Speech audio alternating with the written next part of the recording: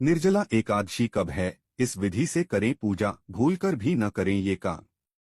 निर्जला एकादशी ज्येष्ठ मास के शुक्ल पक्ष की एकादशी को मनाई जाती है और इसका धार्मिक महत्व सबसे ज्यादा है। कहते हैं मनोकामना पूर्ति के लिए इस व्रत को करना बहुत ही फलदायी होता है और भगवान विष्णु की कृपा का फल भी मिलता है। इस एकादशी के शुभ अवसर पर निर्जला उपवास रखने से भगवान विष्णु के साथ मां लक्ष्मी भी प्रसन्न होती हैं और आपके घर में धन वृद्धि करती हैं।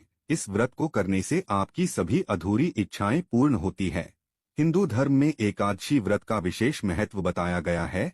एकादशी का व्रत भगवान विष्णु को समर्पित है। इस दिन श्री हरि की उपासना करने से सभी मनोकामनाओं की पूर्ति होती है। निर्जला एकादशी साल की 24 एकादशियों में सबसे बड़ी और महत्वपूर्ण मानी जाती है। निर्जला एकादशी का व्रत बिना अन्न और जल के किया जाता है। इस दिन भगवान विष्णु की आराधना करने से मनोवांछित फलों की प्राप्ति होती है, जिसमें निर्जला एकादशी का व्रत सबसे अधिक महत्वपूर्ण मानी जाती है। कहते हैं कि निर्जला एकादशी का व्रत 24 एकादशियों का फल देती है। निर्जला एकादशी के व्रत में पानी की एक बूंद भी ग्रहण नहीं की जाती है।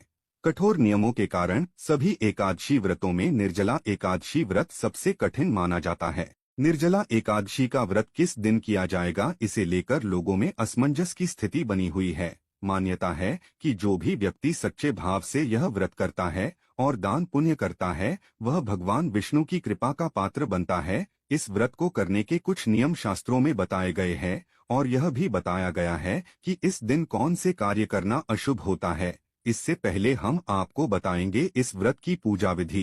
तो आइए जानते हैं कि इस साल निर्जला एकादशी का व्रत 17 या 18 जून दोनों में से किस दिन रखा जाएगा। साल 2024 में निर्जला एकादशी व्रत कब रखा जाएगा? हिंदू पंचांग के अनुसार ज्येष्ठ माह के शुक्ल पक्ष की एकादशी तिथि का आरंभ 17 जून सोमवार को सुबह 4:43 से हो जाएगा। वहीं ज्येष्ठ माह के शुक्ल पक्ष की एकादशी तिथि समाप्त 18 जून मंगलवार को सुबह 7:24 पर होगा। ऐसे में दोनों ही दिन ज्येष्ठ शुक्ल की एकादशी तिथि है।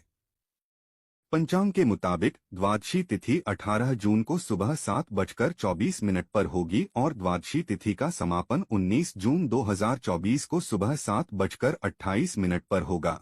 ऐसे में इस साल निर्जला एकादशी का व्रत 18 जून 2024 मंगलवार को रखा जाएगा। निर्जला एकादशी का पारण 19 जून 2024 से सुबह 7:28 से पहले करना होगा। ज्योतिषाचार्यों के अनुसार इस दिन त्रिपुष्कर योग, शिव योग और चित्रा नक्षत्र का अद्भुत संयोग बन रहा है। इस वजह से यह तिथि बेहद शुभ होने वाली है। चित्रा नक्षत्र रहेगा, इसके अलावा शिव योग रहेगा। निर्जला एकादशी का पारण 18 जून को सुबह होगा। इस दिन सर्वार्थ सिद्धि योग, रवि योग और अमृत सिद्धि योग का निर्माण हो रहा है। माना जा रहा है कि इस दिन पारण करने से अक्षय फलों की प्राप्ति होगी। निर्जला एकादशी व्रत की पूजा विधि। निर्जला एकादशी का व्रत करने के लिए नियम संयम का पालन एक दिन पहले ही यानी कि दशमी तिथि से ही शुरू कर दिया जाता है। भगवान विष्णु को पीतांबरधारी माना गया है, इसलिए उनकी पूजा में पीले रंग का खास ध्यान रखा जाता है। पीले रंग के वस्त्र पहनकर पीले फूल, पीले फल और पीली मिष्ठान के साथ श्रीहरि की पूजा करें। लकड़ी की चौकी पर पीला कपड़ा बिछाकर विष्णु भगवान की मूर्ति स्थापित करें और पंचामृत से स्नान कराएं और उसके बाद पीले फूल, पीले चावल और फल अर्पित करें। सभी सामग्री अर्पित करने के बाद एकादशी की कथा का पठन करें और उसके बाद ओम नमो भगवते वासुदेवाय मंत्र का जप करें। सबसे अंत में श्रीहरि की आरती करने के बाद पूजा का समापन करें। पूरे दिन 8 की श्रद्धा के साथ व्रत करके शाम के पहर में स्नान करके फिर से भगवान की पूजा करें। अगले दिन द्वादशी तिथि में व्रत का पारण करें। इस विधि के साथ व्रत करने और पूजा करने से आपको निर्जला एकादशी व्रत का संपूर्ण फल प्राप्त होगा और ईश्वर आपसे प्रसन्न होंगे। निर्जला एकादशी व्रत का महत्व। साल की सभी एकादशी में निर्जला एकादशी सबसे कठिन माना जाता है। इसमें अन्न के साथ ही जल का त्याग करना पड़ता है। धार्मिक मान्यताओं के अनुसार निर्जला एकादशी का व्रत और विष्णु की विधिपूर्वक पूजा करने से मोक्ष और दीर्घायु का वरना मिलता है। वहीं जो श्रद्धालु साल की सभी 24 एकादशियों का उपवास करने में सक्षम नहीं है, वे केवल निर्जला एकादशी का व्रत रखकर से दूसरी सभी एकादशियों का लाभ पा सकते हैं। निर्जला एकादशी व्रत नियम। निर्जला एकादशी के दिन सुबह स्नान करके सूर्य देव को अर्घ्य देने का महत्व है। इसके बाद पीले वस्त्र धारण कर भगवान विष्णु की पूजा के बाद व्रत का संकल्प लिया जाता है। भगवान विष्णु को पीले फूल, पंचामृत और तुलसी दल अर्पित कर भगवान विष्णु और मां लक्ष्मी के मंत्रों का जाप किया जाता है। निर्जला एकादशी का व्रत बिना अन्न और जल के रखा जाता है। इस व्रत में जल ग्रहण नहीं किया जाता है, इसलिए इसे निर्जला व्रत कहते हैं। एकादशी व्रत के अगले दिन सूर्योदय के बाद पारण किया जाता है। एकादशी व्रत का पारण द्वादशी तिथि समाप्त होने से पहले करना अति आवश्यक है। यदि द्वादशी तिथि सूर्योदय से पहले समाप्त हो गई हो तो एकादशी व्रत का पारण सूर्योदय के बाद ही होता है। द्वादशी तिथि के अंदर पारण न करना पाप करने के समान होता है। निर्जला एकादशी के दिन भगवान विष्णु के साथ मां लक्ष्मी की भी पूजा करें। एकादशी के दिन व्रत कथा जरूर पढ़े। इसके अलावा निर्जला एकादशी के दिन दान करने का भी विशेष महत्व है। निर्जला एकादशी के दिन अन्न के साथ जल का दान भी करें। राहगीरों से लेकर पशु पक्षियों के लिए पानी की व्यवस्था करें। जल का दान करने से विष्णु की कृपा प्राप्त होती है। निर्जला एकादशी के दिन क्या नहीं करना चाहिए? एकादशी के दिन तुलसी को स्पर्श करना वर्जित माना गया है। इस दिन तुलसी में जल अर्पित न करें।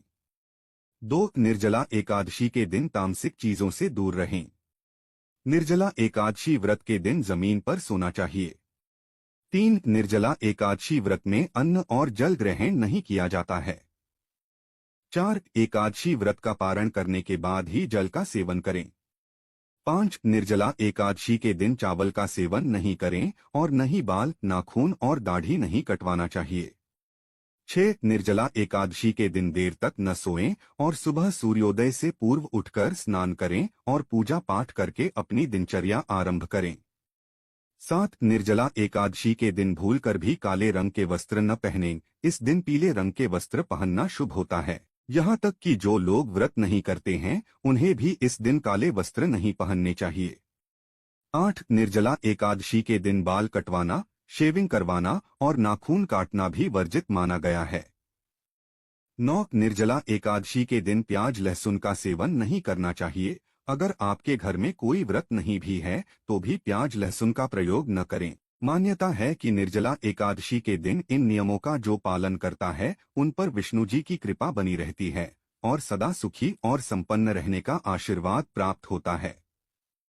नोट: उम्मीद है आप सभी को वीडियो पसंद आई हो तो चैनल को सब्सक्राइब और वीडियो को लाइक जरूर करें। यह तमाम जानकारी जनरुचि को ध्यान में रखकर दी जा रही है। ज्योतिष और धर्म के उपाय और सलाहों को अपनी आस्था और विश्वास पर आजमाएं। कंटेंट का उद्देश्य मात्र आपको बेहतर सलाह देना है।